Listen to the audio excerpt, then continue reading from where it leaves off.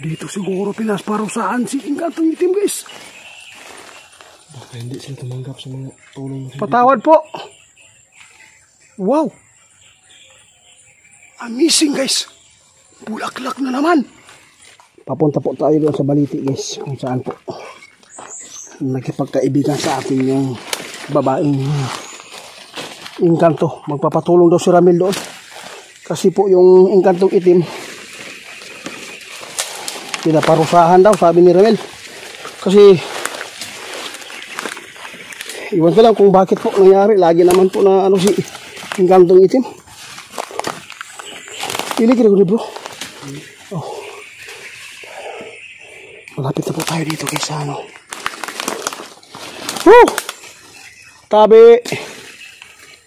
Nandito po kami kaibigan. Kausapin mo bro, ikaw magkipag-usap ha. Sana no, matulungan si ano Engkantong Itim.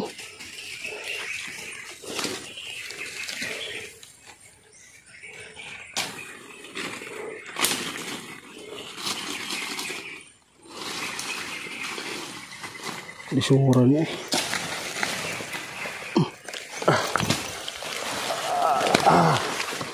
Tahak na meron.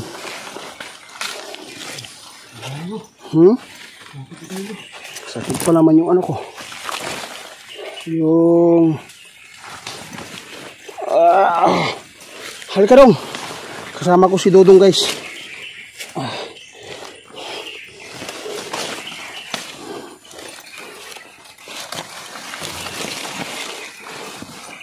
Okay ka.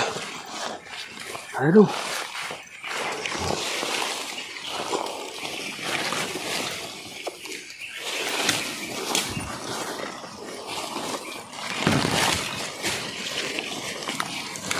Okay ka.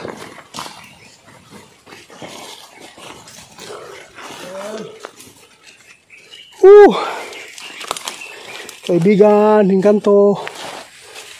Narito po kami ni Dodong, Ramil upang magkipag-usap si Ramil sa inyo. Tungkol po ito sa kanyang kaibigan na laging pinaparusahan. Badlongon siguro ng Engkantong Itim ni mo bro, amigo. Badlongon. Kung si kasugamak. Aray ka. Aray na ko. Ha?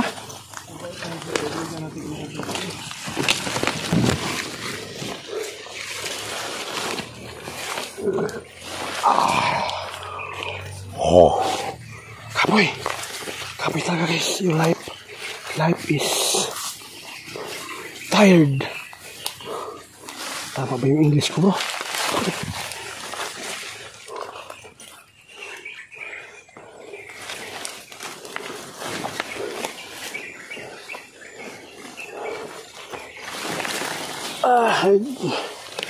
Hilisod ba ani? Agoy ka.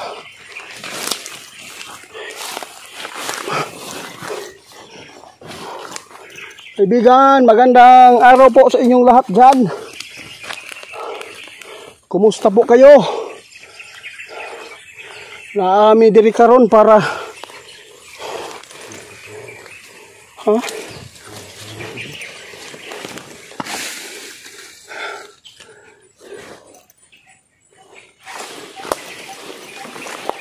nakakatakot po pag baliti guys.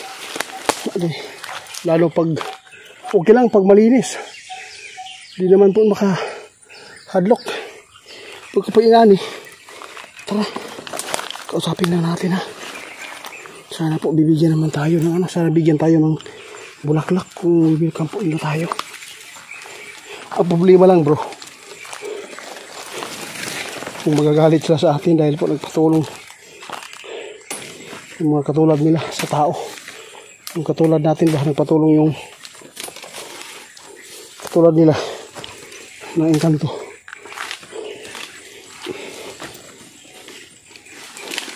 Sabi yung inaapakan ko guys ha, ito po yung ugat panin ng baliti. Kaibigan, Dalawa po yung pake namin dito. Magandang araw po ha. I hope na hindi po kayo magagalit. Hihingi sana ako ng balat po ng inyong puno para po sa injured po ng kamay ko. Dahil po sa pangyayari na hindi inaasahan na yung labanan po sa aswang. Sobrang lakas kaya ganito po yung nangyari sa atin.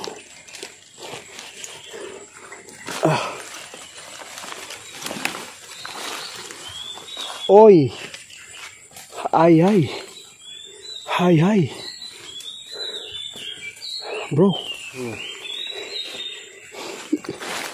Gihuyop ako ang naong bro.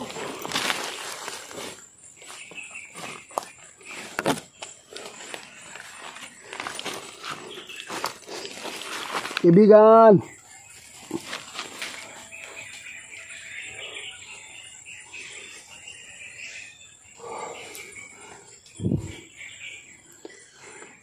Kaibigan. Kumusta man mo?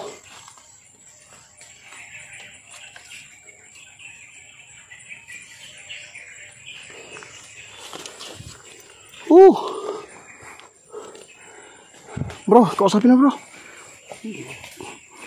Sana po matanggap nila tayo.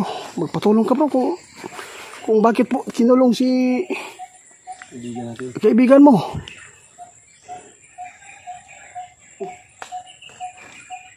Kaibigan, magandang araw po. Nagagalit bro. Alam ko na kung bakit ano yung pinapaabot nila bro. Nagagalit sila kung bakit po tayo nandito dahil po sa Engkantong Itim. Dito pala naka Bartolina yung ano.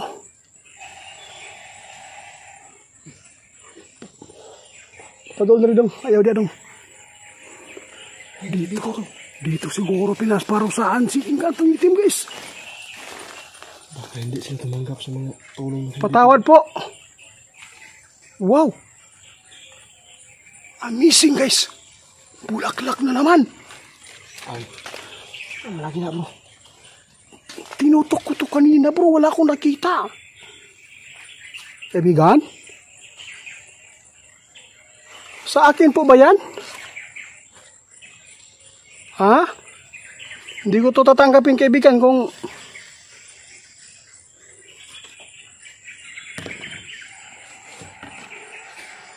may tumakbo guys.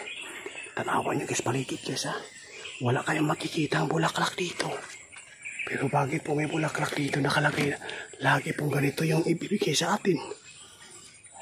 Kung nagustuhan mo po kami kaibigan, maraming salamat. Sana po yung ano lang ha, yung prints lang.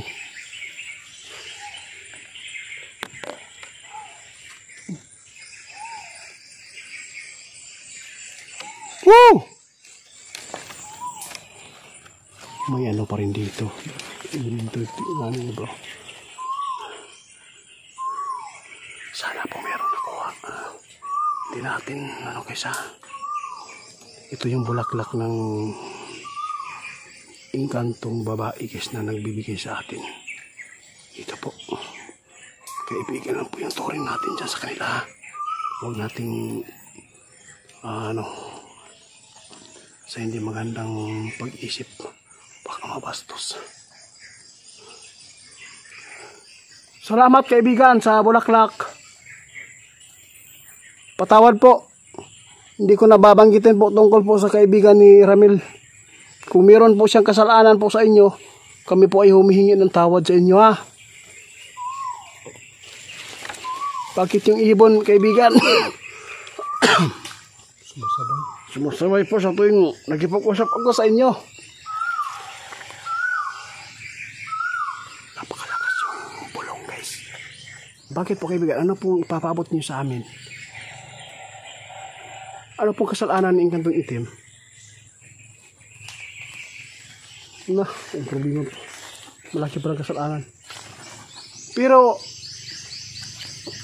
kung kami po yung hingi po ng tawad sa inyo kaibigan na makakaligtas po ba at saka buhian ba ninyo si Engkantong Itim diha sa inyo ang depresuhan karon? Ha? Naman ko ipakuha niya ba na usa ta bro mutya ng apoy ba asa makuha sa balite? Ito na sa puno. Dili dire. Basig dire bro. Nakabalong sila. Kaibigan, kung dinhiman ipasabot sa damgo ni Ramel, no? Tumot siya na ipakuha ni Inkantong Itim, kung pwede, pwede ka magpaabot sa amin. Kasi po guys, kapag baliti ko ato ang anian guys, nakakahadlok talaga, nakakatakot, no? Kasi po, kami lang po talaga yung mga ghost hunter na pumupunta po sa ganitong area. Yung malalaking puno. Kung mayroon man mga ghost hunter din na nag-i-explore po sa baliti, sa lodo po ako sa inyo. Pero kung kaya po ninyo na pasukin po yung baliti na pinupuntahan ko dito, tulad po nito, gubat. Puntahan dito. Pwede po kayong pumunta dito para makausap niyo yung kaibigan ko dito. Kasi lagi po tayong binibigyan po ng bulaklak. Kunin mo yun bro. Ayaw, hindi. Baka i-design lang po yun doon. Hindi po tayo pwede magdala. Kaibigan, maraming salamat. Sana po ay matulungan niyo sa Ramel. Kaibigan po niya yan. Sana po ay maibigay po yung yung mutya na apoy. Salamat po. Sana po para magagamit po sa mabuti. Hindi lang po ako magtatagal dito. At least po tanggap niyo pa rin ako at binigyan po ako ng bulaklak ninyo. Tabi po sa inyo. Patawad kung nanggugulo po kami dito ngayon. Patawad po. Inutusan lang po kami ni Dili, si Kuan ba? Rodi. Yung nag-request sa atin guys.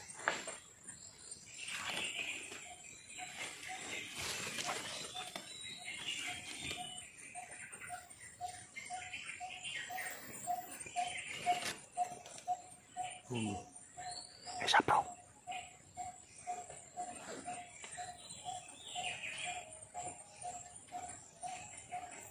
Bro, parang kumikilos yung baliti guys.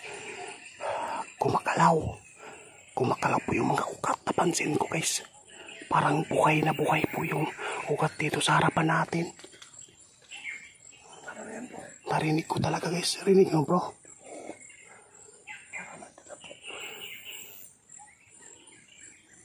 Sipat tayo bro. Ha? Sipat pa. Ayaw kadlok. Huwag kang matakot bro. Hindi po tayo dito, nanggugulo. Gusto lang natin magkipagkaibigan sa kanila.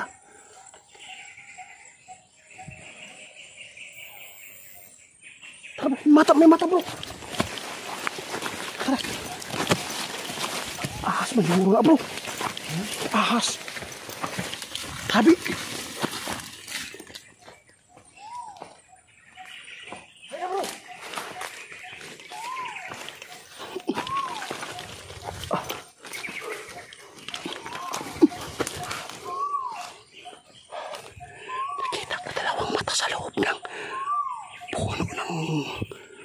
Baliti kasi yung ugat lang nasa loob yung butas kung saan po malapit sa flowers na binigay po nila sa atin.